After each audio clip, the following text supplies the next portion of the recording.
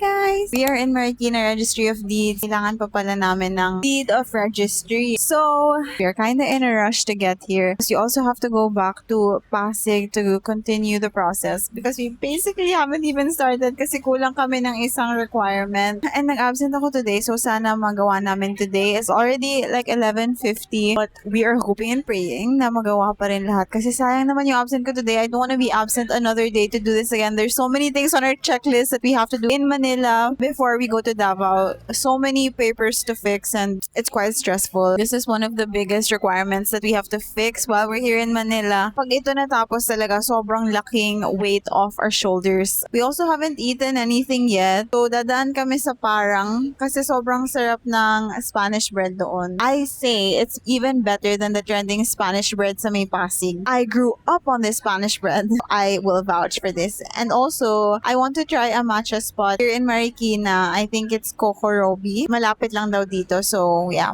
I also haven't had matcha today kasi nga naubos na yung sa akin. So, I hope it's good. It's like 230 ata yung gusto kong bilhin. Sis Mikay, she's coming with me. Ako lang dapat mag-ayos na to. But she has FOMO. So, she wanted to join. It looks like it's gonna rain. And before we left, I did my laundry. So, sana naman hindi maulanan yung laundry, no? Naulanan yung laundry, hindi natapos yung papers. Wala na na-achieve in this day. So, sana naman hindi ganon.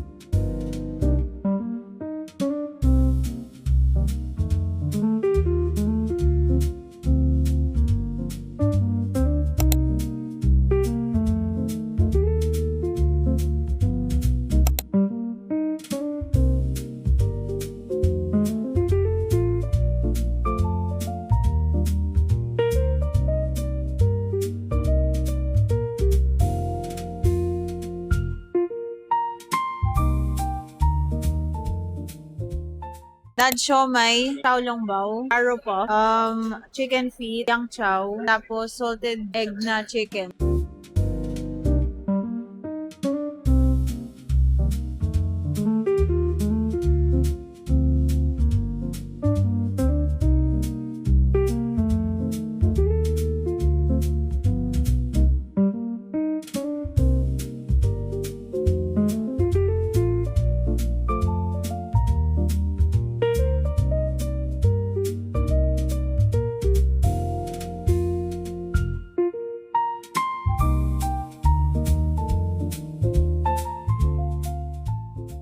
We're done eating and we will say Ling Chan is now our top 1 Chinese restaurant of all time. This is now our favorite. Natalo na niya yung King Chef. King Chef has been top 1 for years. It's about time somebody kicked them off the top 1 spot. Now it's Ling Chan. Very good. Isip namin it's more expensive than King Chef but nagmahal na din yung King Chef. So let's continue our car stuff processing. We have 1 hour and 30 minutes na makabalik sa Ultra so that we can do it. Wag na umulan.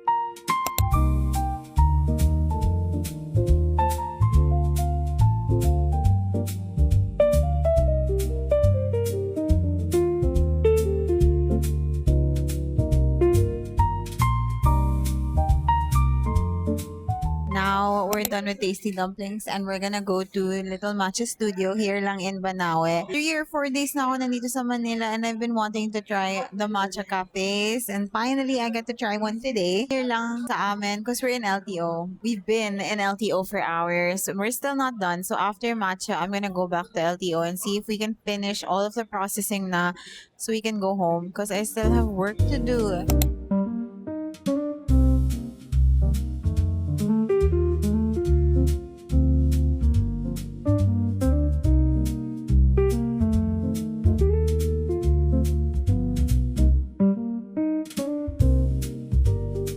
Matcha that I bought from Little Matcha Studio. This is Ichigo Matcha and nagpada ako ng sweetener. Bumili din ako ng matcha powder nila. I'm gonna make a video trying that out and also trying the Soba Matsu matcha powder that I bought from TikTok shop. And they also have another matcha na pinapatry nila sa akin. 7 grams of matcha sa isang baso. Guys, finally I'm home. And Mikay, she went to get a haircut.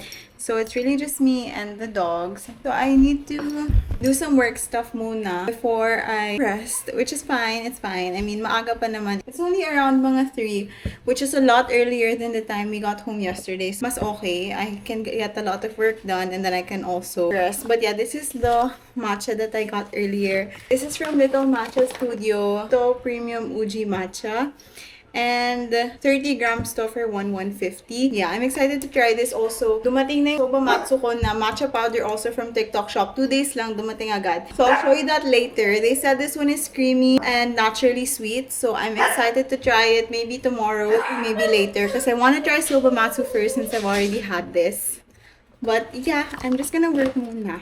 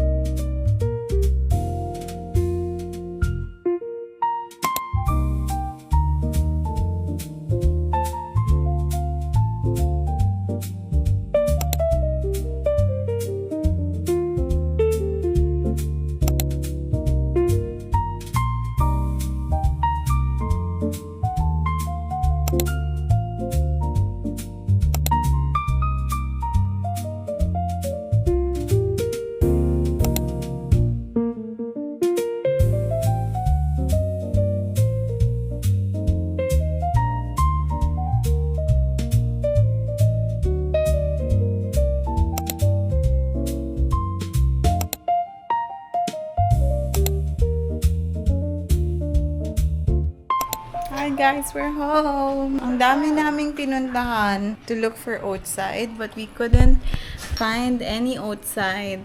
So we just had lunch and bought other oat milks instead. And Mikay is now trying Food Channel, which was my favorite shawarma from before pa, na high school pa lang ako and even grade school. Before it was 100 lang, now it's 265. Kapal. We used to mix this sobra, tapos magpapa-extra sauce for free. Tapos ang mura lang. Kapal. Sarap pa rin pero kulang sa sauce. Minsan kasi yung mga mura parang giniling na ewan.